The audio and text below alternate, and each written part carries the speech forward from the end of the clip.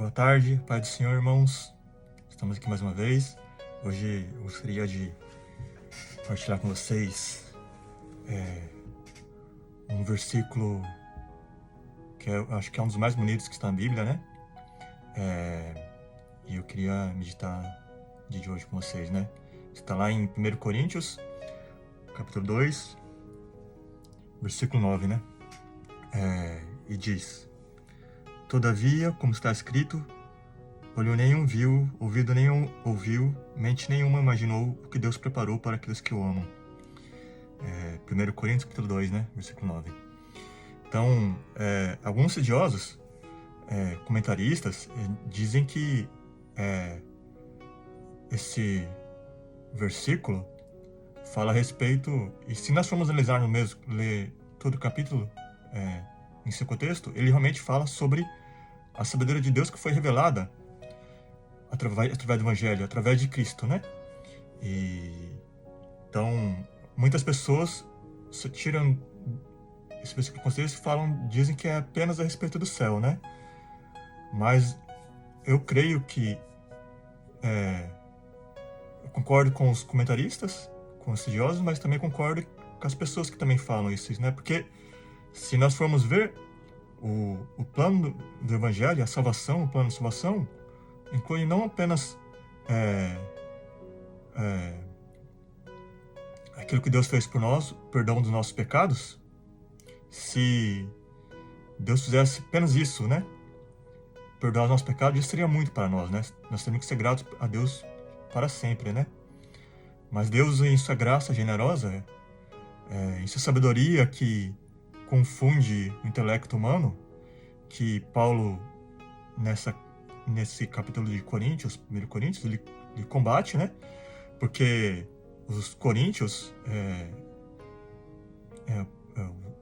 os crentes de Coríntios, que viviam na cidade de Coríntios, era uma cidade grega, e os gregos davam muito valor para a sabedoria, para o intelecto, né? E estava tendo divisão lá. Alguns falando que eram de Paulo, outro de Apolo. Estava tendo divisão na igreja, né?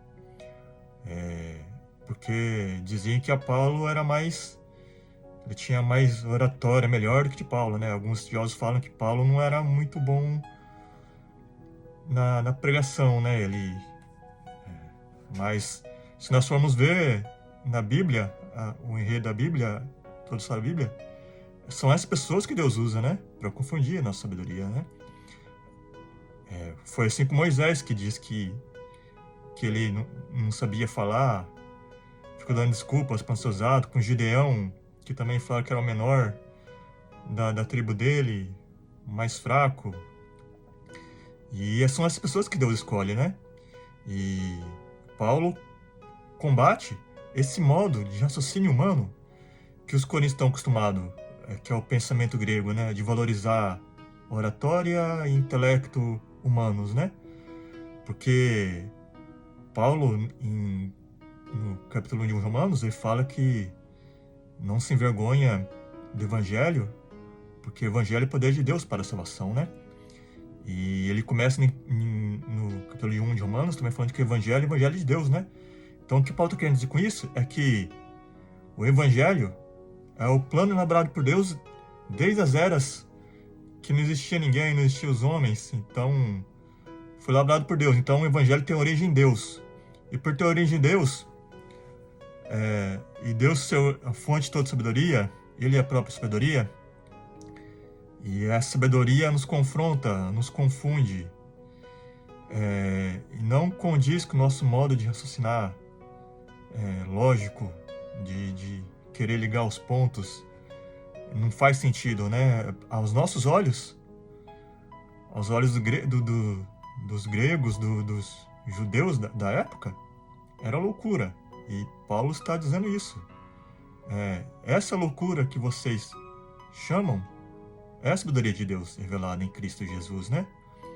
Então eu creio que, realmente, Paulo está chamando atenção para o plano como que Deus pôs em ação através de Jesus Cristo para nos salvar, né? Então, todavia, nenhum olho ouviu, nem ouvido ouviu, nem mente não concebeu, é porque o Evangelho não pode ter, jamais poderia ter nascido em um coração humano, porque não é racional pra gente um Deus se humilhar, um Deus todo-poderoso se despojar de sua glória, nascer numa manjedoura, ser servido pelos anjos e tomar a forma humana, se encontrar em forma de servo e servir a nós. E perdoar aqueles que eram rebeldes, que odiavam, que eram seus inimigos, não faz sentido. E nós cremos que Deus é todo sábio, totalmente sábio, mas a sabedoria, a forma que Deus revelou a sabedoria, é confusa para a nossa cabeça. É somente quando recebemos o Espírito Santo que nós podemos aceitar essa verdade, né? Que a sabedoria de Deus é a verdadeira sabedoria. Então, Paulo diz que ele chama a atenção, ele está falando que isso, né? Que o modo como Deus agiu se revelou através do plano da salvação em Cristo Jesus. Jamais poderia ser imaginado, nem por uma mente humana, criado num coração humano, né? Isso são os que os estudiosos falam, né? Mas eu creio também que as pessoas que falam que, todavia, nem o olho viu, nem o ouvido ouviu, nem mente nenhuma concebeu o que Deus tem preparado para aqueles que amam, também tem a parte que fala a respeito da promessa, porque o Evangelho fala sobre aquilo que Deus fez, está fazendo em nós, no tempo presente, mas também naquilo que nós receberemos no futuro. Então, eu creio que muitas pessoas ignoram isso, né? Porque o Evangelho não é apenas aquilo que Deus fez, mas também o que Ele está fazendo, nos santificando, nos tornando a imagem do Teu Filho, mas também aquilo que virá, aquilo que nós receberemos, a promessa que nos aguarda, ou a promessa que nós aguardamos. Então, eu creio que tem essas duas realidades, são as duas coisas, né? Tanto a respeito de que o Evangelho não pode, esse que você fala que não atesta que o Evangelho jamais poderia ser no coração humano, porque um Deus perdoar as nossas ofensas, a paz, o amor, o perdão de Deus excedem todo entendimento. Geralmente nós perdoamos as pessoas da boca para fora, né? Ou condicionalmente, impondo condições, né? Tipo, eu te perdoo, mas fica aí longe de mim, nunca mais fala comigo. Mas o plano de salvação de Deus, o plano da salvação através de Jesus Cristo, não foi apenas para perdoar. Se Ele tivesse apenas perdoado, já seria maravilhoso para nós. Nós temos que agradecer a Deus, né? Se Ele tivesse assim, tão perdoado, vivam aí a vida de vocês. Mas Deus não fez isso, apenas isso. Ele nos chamou a passar a vida junto com Ele. Ele nos fez herdeiros dessa promessa, né? Através de Jesus Cristo, né? Co-herdeiros com Cristo. Ele nos tornou seu povo. E nos chamou, nos transportou para o seu reino. E esse reino que nós já estamos nele, mas que ao mesmo tempo não veio de forma plena, que nós aguardamos que virá de forma plena. Então, eu creio que esse reino que virá será maravilhoso demais, sim, irmãos. Eu creio que será exatamente aqui. Nenhum olho viu, nem ouvido ouviu, nem mente nenhuma é capaz de conceber o que Deus tem preparado para aqueles que amam. Se você quiser, hoje, eu desafio você começar a imaginar como será o céu. Em Apocalipse já dá um vislumbre, mais ou menos assim, de que as ruas serão de ouros, que o dia nunca terá fim, que Deus será o próprio sol, que raiará sobre nós, né? Que não haverá dor, nem choro, nem pecado, nem injustiça, mais nada. Eu desafio você a imaginar as coisas além disso. E sabendo que a Bíblia também fala que Deus é capaz de fazer infinitamente mais. Então, tipo, tudo que você imaginar, Deus é capaz de fazer infinitamente. Eleve isso infinitamente mais. Você pode tentar imaginar um mundo perfeito assim, mas no final o reino que virá será infinitamente muito melhor daquilo que nós podemos imaginar. E isso enche meu coração de uma alegria, né? Porque é uma coisa que deixa sem palavras, né? Eu posso passar o dia inteiro imaginando como será o céu, mas quando ele vier, quando vier o reino de Deus de forma plena, ele trouxer o seu reino, né? Que a gente ora na oração do Pai Nosso, venha a nós o teu reino. Quando esse reino vier, nós vamos ficar boquiabertos, porque nós imaginamos uma coisa, mas será infinitamente mais e melhor do que a gente possa imaginar. Você pode começar imaginando hoje até o final da sua vida. Será infinitamente melhor. E isso é uma coisa que enche meu coração de esperança e de alegria. E eu queria que vocês tivessem essa mesma sensação. Porque... que maravilha, irmãos. Que maravilha. Nenhum olho é capaz de ver, nem mente nenhuma.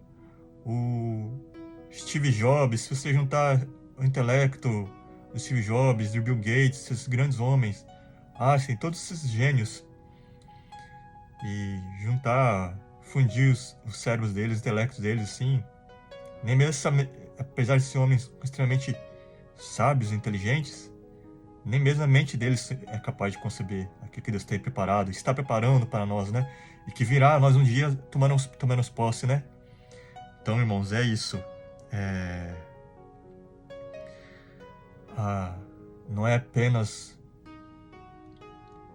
a paz, o amor, a alegria, o perdão de Deus que excede todo entendimento humano, mas aquilo que também Ele está preparando para nós também excederá todo entendimento humano. Então eu creio que essa verdade que o Espírito Santo colocou no meu coração hoje, né? Desejo que possa te encher o seu coração de alegria, de paz, de esperança. Quando você vê o mundo ruindo ao seu redor, guerras, rumores de guerra, desastres, furacões, tsunamis, violência e amor esfriando, não perca a esperança, irmãos. Não perca. Não deixa o seu amor se esfriar. Então, essa é a mensagem que eu queria deixar com vocês, né? E o desafio também. Eu quero que vocês comecem hoje a imaginar o melhor que vocês puderem, o mundo mais perfeito que vocês puderem, para quando aquele dia chegar, que Deus trouxer seu reino, a gente contemplar e falar, é infinitamente melhor daquilo que eu imaginei, é infinitamente melhor. Eu creio que será assim, esse versículo é uma verdade. Não apenas porque naquilo que o Evangelho já fez por nós, né? Que a forma que o Evangelho fez não poderia ser imaginado por um coração humano. No plano de Deus para a salvação não poderia ser a partir de um coração humano corrompido, mas também fala daquilo que nos espera, da promessa futura. Tem esses dois lados, né? Eu não discordo dos estudiosos que ficam apenas nisso, mas eu discordo que eles fiquem apenas nisso, né? Porque o plano de salvação diz apenas que Deus fez, mas aquilo que nos espera, que nos aguarda também, né?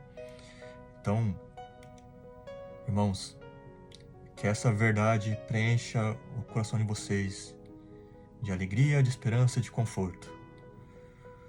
Que o mundo é cruel, o sofrimento existe, o mal nos assola, a vida não brinca de ser vida. Nós temos que passar pelo sofrimento enquanto estivermos aqui, mas os nossos sofrimentos são leves e momentâneos se comparado com a glória que nos espera, né? E Jesus disse que Ele subiria ao Pai e que nos prepararia morada, nos prepararia morada para a gente, né? E que na casa do Pai dele tem muitas moradas, né? E esse plano de Deus revelou através de Jesus Cristo vai além daquilo que Ele fez por nós, né?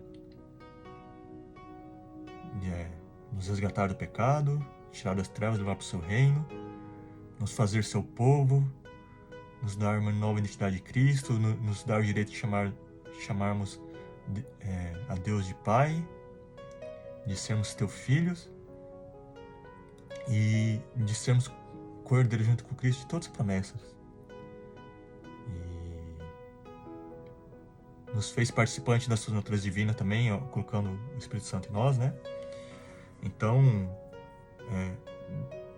nós não podemos esperar nada mais de um Deus gracioso, extremamente gracioso, né? Abundantemente generoso. Deus fez muito mais do que nos salvar, irmãos. Muito mais. Ele não nos deu em sua misericórdia aquilo que nós merecíamos. E por sua graça Ele nos deu e nos dará aquilo que não merecemos. A vida eterna com Ele. Nós não merecemos, mas Ele já nos deu. E essa vida que nós aguardamos. Então, é com essa verdade, com essa reflexão que eu quero acabar o dia de hoje, né? Que ela preencha o coração de vocês e tranquilize, te encha de paz, de esperança e de alegria. Essa era a minha reflexão de hoje, né? E eu desejo que Deus abençoe vocês e que fiquem todos na paz do Senhor Jesus. Amém.